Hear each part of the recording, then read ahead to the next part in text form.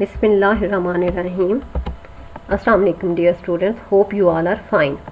Today we will continue to study chapter number 8, aliphatic hydrocarbons. Today we will study two topics. Topic number 1 is alkanes or paraffins, and the second topic is general methods of preparation of alkanes. Again, pages that are being studied today are pasted here. So let's start topic number 1. Topic number 1 is alkanes और paraffins. सबसे पहले जी हम इसका introduction कर लेते हैं कि alkanes क्या हैं या पैराफिन्स क्या हैं। अल्केन्स को ही पैराफिन्स कहते हैं। इससे पहले हमने अल्केन सीरीज़ का जिक्र काफ़ी दफ़ा किया है और मैंने आपको ये सीरीज़ भी दिखाई थी जिसमें मैंने आपको बताया था methane, butane, ethane, propane, butane, pentane वगैरह वगैरह ना, तो ये वही सीरीज़ हैं।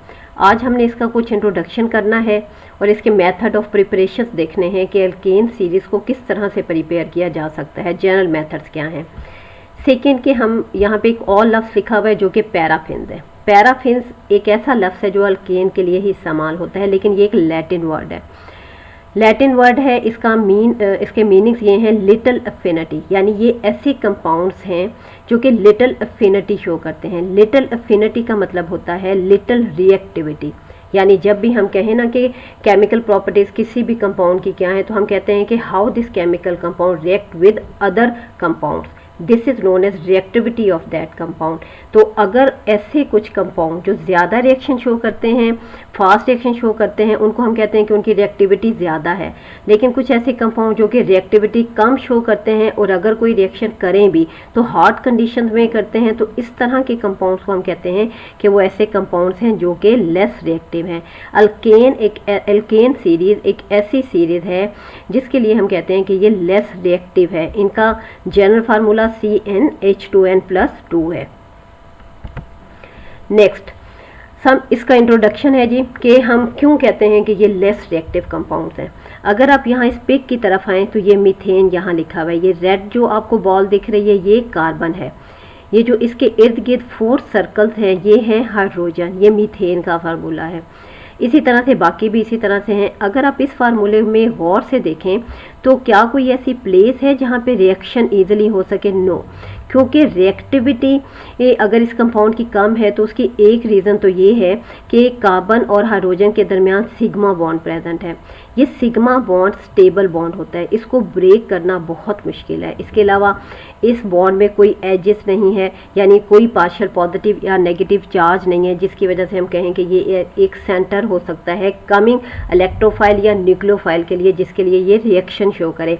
तो क्योंकि इन कंपाउंड्स के अंदर आप अगर देखें तो ये फुली सैचुरेटेड हैं, fully saturated mean all electrons of carbon are fully satisfied by are bonded by other hydrogen electrons, तो और वो सारे के सारे सिग्मा बॉन्ड है। इन स्टेबल बॉन्ड्स की वजह से ये मुमकिन नहीं है कि अंडर नॉर्मल कंडीशन ये वाले बॉन्ड टूटें और नए बॉन्ड बने। यानी रिएक्शन का मतलब ये है कि ये मीथेन कंपाउंड है। इस मीथेन में जब इस कार्बन और इस हाइड्रोजन का ये वाला बॉन्ड ब्रेक होगा तो as a result of this breakage एक नया आयन या जो भी है वो आके यहाँ लगेगा और नया बॉन्ड बनेगा। यानी रिएक्शन का मतलब ये होता है पुराने बॉन्ड्स का टूटना और नए बॉन्ड का बनना। अगर पुराना बॉन्ड इतना स्टेबल है कि उसको टूटने में मुश्किल हो रही है तो फिर नया बॉन्ड कैसे बन सकता है? हमेशा वो कंपाउंड जिनमें पुराने बॉन्ड आसानी से टूट सकते हैं तो उनमें चांसेस ज़्यादा हैं कि नए बॉन्ड बने, इसलिए वो ज़्यादा रिएक्टिव होते हैं।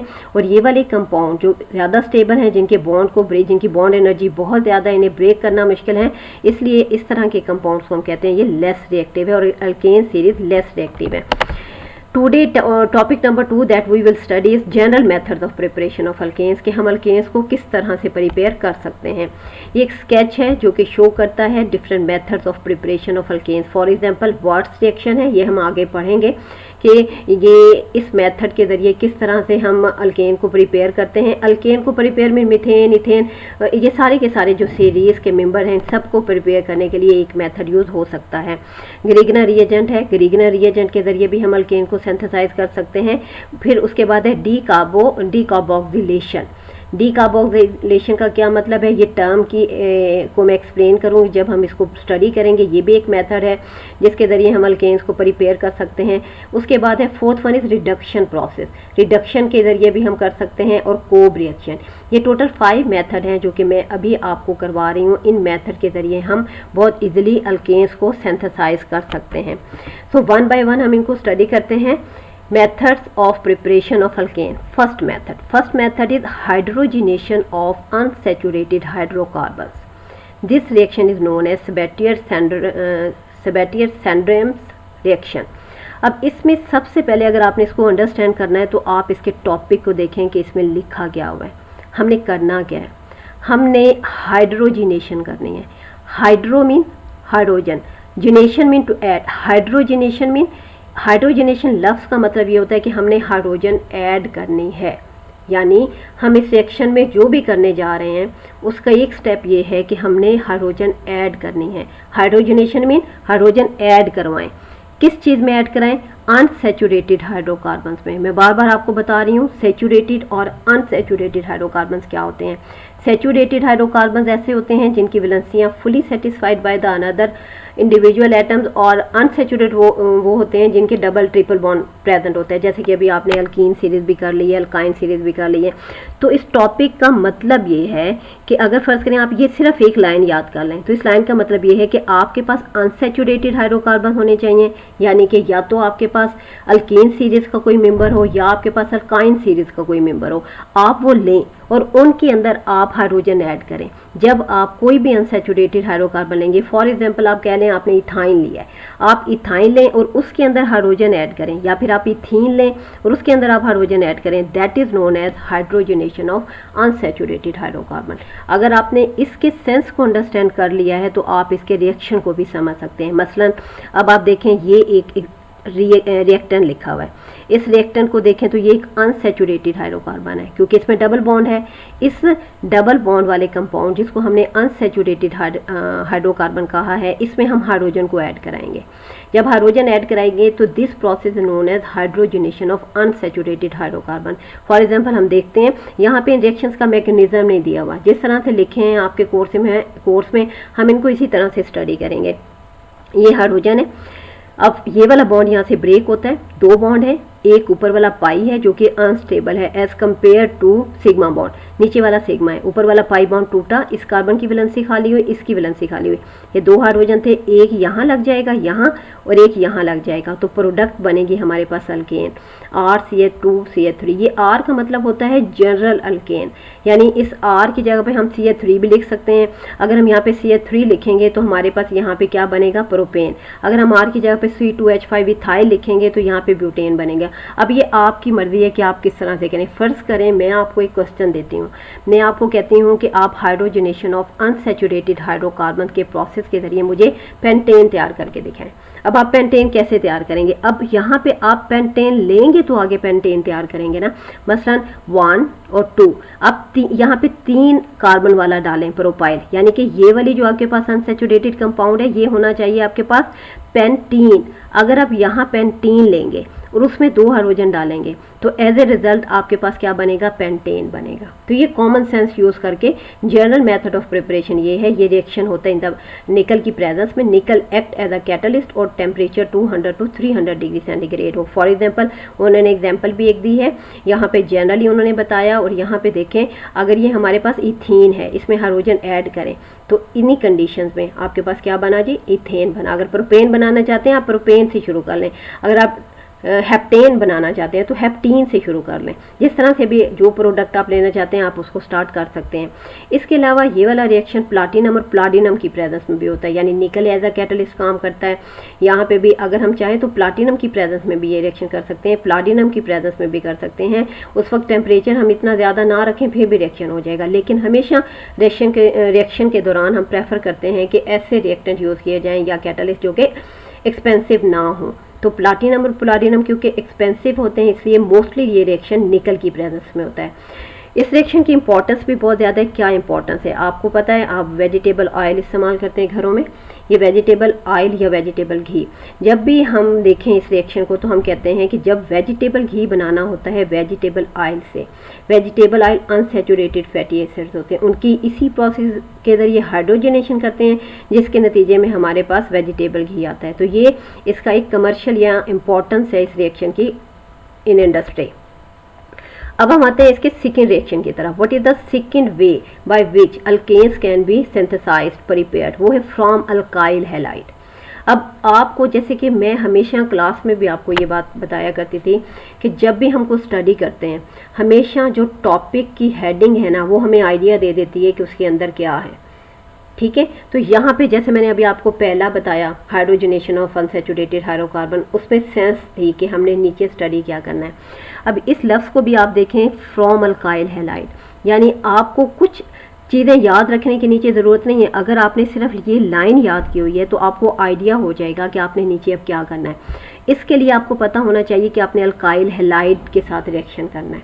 अब व्हाट आर अल्काइल हैलाइड, ये चैप्टर है मेरा ख्याल है नेक्स्ट से भी नेक्स्ट चैप्टर है। हम 8 स्टडी कर रहे हैं तो 9, 10 चैप्टर जो आपकी बुक का है वो अल्काइल हैलाइड का है, वहाँ हम अल्काइल हैलाइड को बहुत डिटेल में पढ़ेंगे।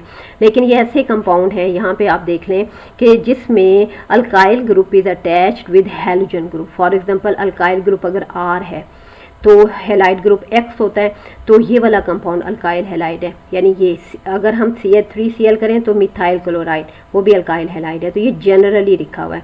ये reaction takes place in the presence of zinc and acid, ये दो चीज़ें in the presence of aqueous acid ये रिएक्शन होता है। हम क्यों जी ये इस्तेमाल करते हैं एक्वस एसिड, हमें नेसेंट हाइड्रोजन चाहिए इस रिएक्शन को कराने के लिए, और जब तक हम जिंक के साथ ये नहीं डालेंगे तो हमारे पास नेसेंट हाइड्रोजन रिलीज नहीं होगी ये वाली। उसके बाद अब हमने क्या करना है इस रिएक्शन में, जी अल्काइल हैलाइड है, ये कंडीशंस हैं, ये डालें, हमारे पास अल्केन बन गई। ये एक जनरल फार्मूला है, लेकिन स्पेसिफिकली अगर आपको कहा जाए मीथेन तैयार करें तो आपने क्या करना है, CH3I यानी कि मिथाइल आयोडाइड लिया, यही कंडीशंस डाली, zinc in the presence of hydrogen iodide, तो आपके पास CH4 बना। अगर फर्ज करें आपने इथेन तैयार करनी है तो आप यहाँ पे लेंगे ethyl iodide in the presence of zinc and hydrogen iodide, फिर आपके पास यहाँ पे इथेन बनेगी। अगर फर्ज करें आप पेंटेन लेना चाहते हैं तो आपको यहाँ पे पेंटाइल आयोडाइड लेना पड़ेगा। यानी कहने का मकसद ये है कि इस जनरल रिएक्शन को आपको स्पेसिफिकली फिट करना पड़ेगा जो प्रोडक्ट आप हासिल करना चाहते हैं। अब फर्ज करें आप एन ब्यूटेन, यहाँ पे एग्जांपल कोड की हुई है एन ब्यूटेन अगर बनाना है तो एन ब्यूटेन बनाने के लिए आपको क्या चाहिए, 2 ब्रोमोपेंटेन, उसमें यही कंडीशन डालें और आप अगर यहाँ पे नोट करें तो एन ब्यूटेन बनेगा। नेक्स्ट स्टेप की तरफ करते हैं, सेकंड वे क्या है, हाइड्रोजनोलिसिस है दूसरा प्रोसेस। इसमें हम कहते हैं कि alkanes can be prepared from alkyl halide, यानी पहले भी हमने देखा कि अल्काइल हैलाइड में हमने जिंक डाला इन the presence of hydrogen iodide. अब ये सेकंड प्रोसेस है कि हम कहते हैं कि अल्काइल हैलाइड लें, इसमें हाइड्रोजन डालें इन द प्रेजेंस ऑफ प्लाटिनम और चारकोल और हीट, उसमें हमारे पास फिर अल्केन बनेगी। इस प्रोसेस को कहते हैं hydrogenation accompanied by bond cleavage. Bond cleavage का मतलब होता है बॉन्ड ब्रेक होगा, बॉन्ड टूटेगा ये वाला और इसमें भी ये वाला बॉन्ड टूटेगा, फिर बॉन्ड एडजस्ट होंगे, नए बॉन्ड बनेंगे और ये हमारे पास अल्केन बनेगा। इस प्रोसेस को हाइड्रोजनोलिसिस कहते हैं। Third method for the preparation of alkane, तीसरा मेथड ये है डीकार्बोक्सिलेशन ऑफ मोनोकार्बोक्सिलिक एसिड। ये देखें, अब इसको पहले तो इन लफ्ज़ों को समझें कि ये होता क्या है। आपने लेना क्या है, मोनो कार्बोक्सिलिक एसिड लेना है। मोनो मीन 1, कार्बोक्सिलिक एसिड में ये एक फंक्शनल ग्रुप है, ये आपने पिछले चैप्टर में स्टडी किया है, COOH। ये फंक्शनल ग्रुप कौन सा है, COOH। मोनो कार्बोक्सिलिक एसिड ऐसे compound in which 1 COOH group is present are known as mono carboxylic acid. अगर मोनो कार्बोक्सिलिक एसिड है उसको क्या करना है, डीकार्बोक्सिलेशन करनी है। डीकार्बोक्सिलेशन का मतलब ये होता है कि आपने कार्बन डाइऑक्साइड निकाल देनी है कार्बोक्सिलिक एसिड से।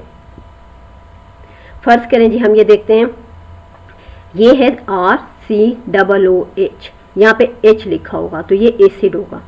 अब यहाँ पे सॉल्ट लिया हुआ है, ये वाला जो है ये उसी एसिड का सॉल्ट है, यानी sodium salt of N acid. ये एसिड नहीं है, अगर यहाँ पे H लिखा होता तो ये एसिड होता, ये सॉल्ट है। RC, फिर वो जनरल लिया हुआ है RCOONA, ये sodium salt of N acid है। NaOH के साथ रिएक्ट कराएं इन द प्रेजेंस ऑफ CaO और हीट, तो ये रिएक्शन होगा। ये जो चीज़ बनी है ये क्या है, ये अल्केन है, इसी को ही हमने बनाना था। अब फर्ज करें इसी को स्पेसिफिक करें, हमने इथेन बनाना है। अगर हमने इथेन बनाना है तो अब हमें यहाँ पे क्या चाहिए, इस R की जगह हमें इस R की जगह ये चाहिए CH3CH2 और बाकी ये लगाएं। ये एक अगर फर्ज करें ये सॉल्ट है एसिड का, मानो कार्बोक्सिलिक एसिड है, तो इसमें अगर आप नोट करें ये वाली चीज़ जिसको मैंने सर्कल किया है, ये CO2 है, दैट इज कार्बन डाइऑक्साइड। यानी इस फार्मूले में से इस ग्रुप का निकल जाना CO2 का, that is known as decarboxylation. Decarboxylation mean carbon dioxide का इधर से निकलना, और ये कार्बन डाइऑक्साइड यहाँ पे आके एडजस्ट हुई है। ये CO3 लिखा हुआ है ना, ये CO2 और फिर रिएक्शन के इंटरनल एडजस्टमेंट से ये CO3 बनता है, तो this is known as decarboxylation. ये फिर आप सोडियम प्रोपियोनेट लें, प्रोपियोनेट प्रोप, यानी कि प्रोप का वही लफ्ज़ है, prop mean in with 3 carbon present, propane वाला। अब यहाँ पे देखें तो 3 कार्बन क्योंकि मौजूद थी, 1 2 और 3, इसलिए इसको हमने कहा कि ये प्रोप है, प्रोपियोनेट सॉल्ट है, इसमें वही कंडीशन डालें तो आपके पास क्या सिंथेसाइज होगा, इथेन होगा। नेक्स्ट ये आते हैं कोब इलेक्ट्रोलिटिक मेथड। अब ये इसमें हमने क्या करना है, जिसमें हम किस चीज़ को स्टडी करते हैं, इसमें अगेन सोडियम और पोटेशियम सॉल्ट लेना होता है हमने मोनो कार्बोक्सिलिक एसिड का, और उसको इलेक्ट्रोलाइज करना है। इलेक्ट्रोलिसिस एक प्रोसेस है जिसमें जैसे पहले भी हम क्लास में डिस्कस करते थे ना, एक सेल है उसके अंदर एक केमिकल रिएक्शन हो रहा है, कैथोड है, एनोड है, कुछ ऐसे होंगे आयन जो कैथोड की तरफ जाएंगे, कुछ ऐसे होंगे जो एनोड की तरफ जाएंगे। कैथोड के ऊपर रिडक्शन होगी, एनोड के ऊपर ऑक्सीडेशन होगी, और ओवरऑल मैं आपको एक रिएक्शन करवा दिया करती थी। ये एग्जैक्टली उसी तरह का रिएक्शन है कि अगर सोडियम सॉल्ट है यहाँ पे कार्बोक्सिलिक एसिड का, हम इलेक्ट्रोलिसिस करते हैं, पानी भी साथ है, तो हमारे पास ये वाली अल्केन, जो ये वाली अल्केन है हासिल होगी और बाकी कार्बन डाइऑक्साइड निकल जाएगी। और ये इसका मैकेनिज्म आपकी बुक में दिया हुआ है, तो इसके मैकेनिज्म को समझने की कोशिश करें हम इसको किस तरह से करते हैं। तो चलें जी हम ब्रीफली इसको करते हैं। ये सबसे पहले हमारे पास क्या था, ये हमारे पास potassium salt of mono carboxylic acid है। ये हमारे पास पोटाशियम सॉल्ट है मोनो कार्बोक्सिलिक एसिड का। पानी डालें, यानी जब भी पानी में ये जाएगा ये अपने आयंस में तब्दील हो जाएगा। यहाँ पे ये अपने आयंस में तब्दील हो गया। 2 आयंस इसने बनाने हैं, एक एनाइन और एक कैटाइन। ये जो पार्ट है इस फार्मूले का ये एनाइन है, इसके ऊपर ये छोटा सा माइनस नज़र आ रहा है, डिम सा, ये माइनस है, और पोटाशियम इससे अलग हो जाएगा। यानी जब ये सॉल्ट पानी में आयोनाइज होगा तो इसके 2 आयंस बनेंगे, एक कैटाइन और एक ये वाला पार्ट एनाइन बनेगा। अब क्योंकि हम इलेक्ट्रोलिसिस कर रहे हैं, इलेक्ट्रोलिसिस के प्रोसेस में हमारे पास 2 किस्म के इलेक्ट्रोड्स होते हैं, एक कैथोड और एक एनोड होता है। अब देखें एनोड के ऊपर पॉजिटिव चार्ज है, कैथोड के ऊपर नेगेटिव चार्ज है, तो डेफिनेटली इस पॉजिटिव चार्ज वाले के ऊपर कौन सा इन दोनों में से आयन जाएगा, क्या आपको पता है कौन सा जाएगा? डेफिनेटली अगर यहाँ पे पॉजिटिव चार्ज है तो ये नेगेटिव वाला किधर जाएगा, एनोड की तरफ, और ये पॉजिटिव वाला किधर जाएगा, कैथोड की तरफ जाएगा। तो ये एनोड के ऊपर जब ये जाएगा तो यहाँ पे एनोड के ऊपर कौन सा प्रोसेस होता है, ऑक्सीडेशन या रिडक्शन? एनोड के ऊपर जो प्रोसेस होता है that is oxidation process. Oxidation का मतलब होता है लॉस ऑफ इलेक्ट्रॉन। ये अब अपने अंदर से इलेक्ट्रॉन निकालेगा, कैसे वो अब हम देख लेते हैं। यहाँ पे आए, यहाँ पे ये 2 लिखा हुआ है, 2 का मतलब है ये 2 आयन है। वैसे तो बहुत सारे होते हैं लेकिन हम इक्वेशन में हमने 2 लिखे। अब ये अपने अंदर से इसने यहाँ पे नेगेटिव चार्ज था, नेगेटिव चार्ज में एक्सिस ऑफ इलेक्ट्रॉन प्रेजेंट है। इन इलेक्ट्रॉनों को यहाँ से निकालें, जब ये एक्स्ट्रा 2 इलेक्ट्रॉन यहाँ से निकल गए, 2 इलेक्ट्रॉन निकल गए यहाँ से, तो उसके ऊपर डॉट आ गया। इस डॉट में यहाँ पे ऑक्सीजन का सिर्फ अपना अनपेयर्ड 1 इलेक्ट्रॉन मौजूद है, जो एक्स्ट्रा इलेक्ट्रॉन पोटाशियम वाला इसके पास आया था वो अब यहाँ पे 2 निकल गए हैं। ठीक है, अब क्या होगा, ये इलेक्ट्रॉन जंप करके इधर आएगा, ठीक है, और यहाँ पे डबल बॉन्ड बनेगा। लेकिन इस ऑक्सीजन ने एक ये वाला इलेक्ट्रॉन दिया, तो ये कार्बन कौन सा इलेक्ट्रॉन देगा? कार्बन इस बॉन्ड को यहाँ से ब्रेक करेगा। मसलन आगे देखें, ये बॉन्ड ब्रेक करें, आप इस बॉन्ड को यहाँ से ब्रेक करें। ये जब ब्रेक होगा तो इसका इलेक्ट्रॉन इसके पास चला जाएगा, इसका इलेक्ट्रॉन इसके पास चला जाएगा। ठीक है, इसका इलेक्ट्रॉन जब इसके पास गया तो इसको इस डॉट से रिप्रेजेंट किया हुआ है। जो हमेशा एक बॉन्ड बनता है तो 2 इलेक्ट्रॉन होते हैं, एक इलेक्ट्रॉन इसका, एक इसका। जब ये बॉन्ड टूटा, क्योंकि ये कोवेलेंट बॉन्ड था, एक इलेक्ट्रॉन इसने अपना वापस ले लिया, इसने वापस ले लिया। इसका जो इलेक्ट्रॉन था वो ये वाला है, और जो इस कार्बन के ऊपर इलेक्ट्रॉन आया वो इलेक्ट्रॉन और ये ऑक्सीजन के ऊपर का इलेक्ट्रॉन आपस में मिलके यहाँ डबल बॉन्ड बना देते हैं। तो जब ये फार्मूला अलग हुआ तो ये कार्बन डाइऑक्साइड की फॉर्म में अलग हो गया। तो ये कार्बन डाइऑक्साइड 2 हमारे पास निकले, क्योंकि हम 2 को लेके जा रहे हैं ना, 2, तो इसका मतलब 2 कार्बन डाइऑक्साइड और 2 CH3। अब ये CH3 जिसके ऊपर नॉट है और ये 2 CH3 है, इनको अब अलग अलग लिखें। एक CH3 2 CH3, इसकी भी एक वैलेंसी खाली है, इसकी भी खाली है, ये आपस में मिलके क्या बना देंगे, ये अब यहाँ पे इथेन बन गया। तो ये एनोड के ऊपर रिएक्शन हुआ सारे का सारा। कैथोड के ऊपर क्या होगा, कैथोड के ऊपर कौन सा आयन जाता है, पोटाशियम आयन जाता है, ठीक है। अब कैथोड के ऊपर ये पोटाशियम आयन गया, ये OH यहाँ पे प्रेजेंट था और ये रिएक्शन हुआ। अब ये OH कहाँ से आया, वाटर, वो 2 इलेक्ट्रॉन लेता है और इस तरह से अपने आयन्स बनाता है। ये वाला फिर आयन जो है ये रिएक्ट करता है इस पोटाशियम के साथ और ये KOH बनता है। तो ये बहुत लिमिटेड इसकी सिंथेटिक एप्लीकेशन है इस रिएक्शन की, क्योंकि इसमें बहुत ज़्यादा साइड इफेक्ट्स बनते हैं, साइड प्रोडक्ट्स बनती हैं। साइड प्रोडक्ट्स का मतलब ये होता है कि जो प्रोडक्ट हम बनाना चाहते हैं उसके अलावा कुछ और भी बाय प्रोडक्ट बने, तो उनको हम साइड प्रोडक्ट्स कहते हैं। नेक्स्ट आते हैं जी प्रोसेस, इसका जो सिंथेसिस मेथड है number 4, that is from carbonyl compound, aldehyde and ketones. Carbonyl compounds का भी एक फुल फ्लैज चैप्टर है आपकी बुक में, जब आप उसको स्टडी करेंगे ये रिएक्शन हम वहाँ भी दोबारा स्टडी करेंगे। अब एल्डिहाइड एंड कीटोन्स क्या होते हैं। एल्डिहाइड एंड कीटोन्स ऐसे कंपाउंड है जिसमें carbon carbon double bond present, यानी ये ग्रुप जिसको मैं सर्कल कर रही हूँ, ये वाला group, that is known as carbonyl group. इसको क्या कहते हैं जी, ये कार्बोनाइल ग्रुप है। इस कार्बोनाइल ग्रुप की रिडक्शन होती है, इसकी रिडक्शन होती है। इस कार्बोनाइल ग्रुप की जब रिडक्शन होती है तो उसके नतीजे में ये ग्रुप चेंज हो जाता है इस ग्रुप में चेंज हो जाता है। तो इस प्रोसेस के ज़रिए भी हम अल्केन सीरीज मीथेन प्रोपेन को तैयार कर सकते हैं। That process is known as Clemmensen और वोल्फ-किशनर रिडक्शन। फॉर एग्जांपल एक एग्जांपल देखें, ये एसीटोन है, ये क्या है, ये इसका ट्रिवियल नेम है एसीटोन, अदरवाइज इसको हम प्रोपियोनोन भी कहते हैं। कीटोन है क्योंकि यही इसका नेम होगा, 3 कार्बन है इस वजह से।